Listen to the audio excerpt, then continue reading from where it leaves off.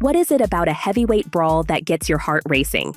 It's not just the punches or the knockouts, it's the drama, the stakes, the feeling that at any moment the entire fight could change with one well-timed blow. It's why boxing, especially heavyweight boxing, has such a unique appeal. And no one brings that tension, that electricity, quite like Anthony Joshua. You've seen the knockouts. You've seen the dominance. But what about the moments when Joshua is tested? Let's dive into one of his most intense and fascinating battles, the showdown with Kubrat Pulev in December of 2020. The journey to the Joshua versus Pulev fight. Let's rewind a bit. Where did Kubrat Pulev come into the picture, and why was this fight such a big deal? Pulev wasn't just another name in the heavyweight division.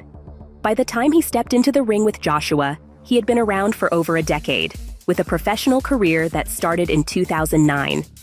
The Bulgarian fighter wasn't flashy, but what he had was grit, power, and a lot of experience. He was no stranger to big fights either, having claimed the European Heavyweight Championship in 2012 after defeating Alexander Ustinov. His resume also boasted wins over tough opponents like Derek Chisora in 2016 and Hughie Fury in 2018. At 39 years old, Pulev knew this fight was probably his last shot at World Championship glory. He wasn't going to let it slip without giving everything he had, and that's exactly what made this bout dangerous for Joshua. Pulev's determination combined with his aggressive fighting style meant that Joshua had to be careful. This wasn't going to be a walk in the park for the British champion. Anthony Joshua, on the other hand, was on his own journey of redemption. Remember his shocking loss to Andy Ruiz Jr. in 2019? The fight that left many people questioning if Joshua had been overhyped? Well, Joshua answered those doubts 6 months later when he beat Ruiz in a rematch, regaining his WBA, IBF, WBO, and IBO titles. But that rematch wasn't the kind of explosive, knockout-heavy fight people expected. Instead, it was a strategic, controlled performance. Joshua chose to outbox Ruiz rather than go for a risky KO. This change in style showed that Joshua had learned from his mistakes, but it also left some fans wondering if he'd become too cautious. The tension leading into the fight. Now, the question heading into the Joshua versus Pulev fight was simple. Which version of Joshua would show up? The calculated, tactical fighter who won back his titles in Saudi Arabia? Or the powerhouse who had made a name for himself by delivering brutal knockouts? The fans wanted answers.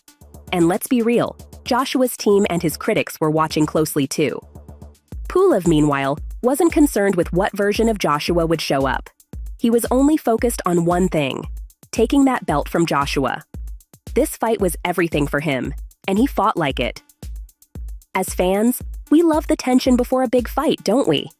It's the unknown that makes it exciting. Joshua was the heavy favorite, but Pulev's experience and toughness made this a fight worth paying attention to. Early rounds and Joshua's dominance. When the bell rang on December 12, 2020, it was clear from the start that Joshua wasn't just going to sit back and let Pulev dictate the fight. He came out strong, using his jab to control the distance, a tactic that's become one of his trademarks. But it wasn't just the jab that set the tone. It was the fact that Joshua mixed it up early, going both to Pulev's head and body. By the third round, Joshua's strategy became clear. He wasn't just looking to outbox Pulev. He was looking for an early finish. And then it happened. In the third round, Joshua landed a series of devastating uppercuts, his signature punch, that sent Pulev to the canvas not once, but twice. For a moment, it looked like Joshua would end it right there. The power in those punches, the accuracy, it was vintage Joshua. But here's where things get interesting. Pulev, despite the punishment he was taking, refused to go down for good. He got back up, twice. And he made it to the end of the round. Now think about this for a second. At this point in the fight, Joshua had Pulev on the ropes, figuratively and literally. He had the opportunity to finish the fight in the third round, but Pulev's resilience forced Joshua to take a step back and reassess. This is where we saw the more tactical side of Joshua. He didn't rush in for the kill recklessly. Instead, he stayed patient, controlled the fight, and waited for the right moment to strike again. The middle rounds. This is what made Pulev such a fascinating opponent. Even after being knocked down twice, he didn't fold. In the middle rounds, Pulev started to have more success.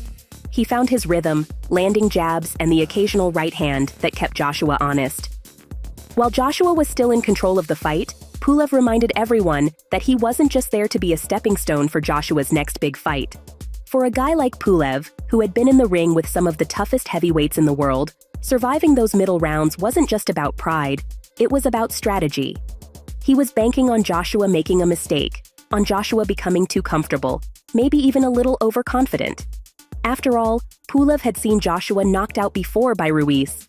He knew that all it took was one mistake at this level, and everything could change. But Joshua wasn't going to make that mistake again. He stayed disciplined. He kept using his jab and kept throwing those vicious uppercuts whenever Pulev got close. And even though Pulev was able to survive those middle rounds, it was clear that Joshua was still in command. The knockout. Then came the 9th round. If you're a Joshua fan, this is the moment you live for. This is when Joshua flipped the switch, going from calculated to ruthless. After patiently controlling the fight for several rounds, Joshua finally unleashed another brutal combination, starting with his jab and following up with a series of uppercuts that once again left Pulev reeling. The 9th round knockout was a perfect example of Joshua's power and precision. After a series of punishing shots, Pulev hit the canvas once again, unable to recover. Joshua had done it. He had retained his titles, secured another knockout victory, and reminded everyone why he's one of the most dangerous men in the heavyweight division. Joshua didn't rush the knockout. He didn't make the mistake of underestimating Pulev after the early knockdowns.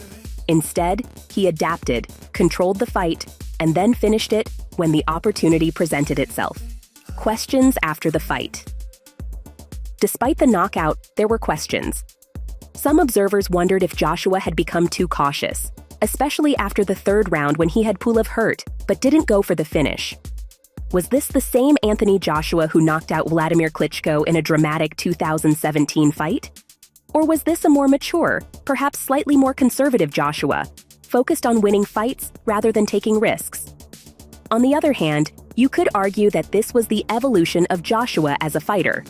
After all, heavyweight boxing isn't just about raw power, it's about strategy, and Joshua showed that he could blend both. His win over Pulev wasn't just about landing the biggest punch, it was about controlling the fight, minimizing risk, and finishing the job when the moment was right. What's next for Joshua? After the Pulev fight, the buzz around the heavyweight division intensified. With Joshua holding the WBA, IBF, WBO, and IBO titles, the next logical step seemed to be a unification bout with Tyson Fury, who held the WBC belt. A fight between Joshua and Fury would have been one of the biggest in British boxing history, and it would have determined the undisputed heavyweight champion of the world. But as we all know, boxing politics often get in the way of the fights we want to see, and it's never as simple as just making it happen. Still, after a performance like the one against Pulev, it was clear that Joshua was back on top and ready for whatever came next.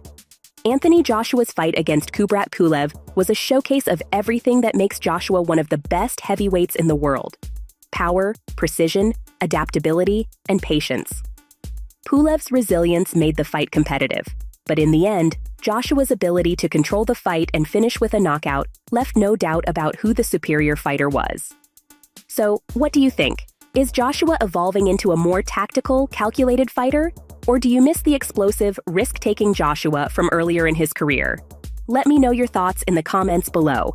And if you enjoyed this breakdown of the Joshua vs. Pulev fight, make sure to hit the like button, subscribe for more boxing content, and share this video with fellow boxing fans. Thanks for watching. Broken.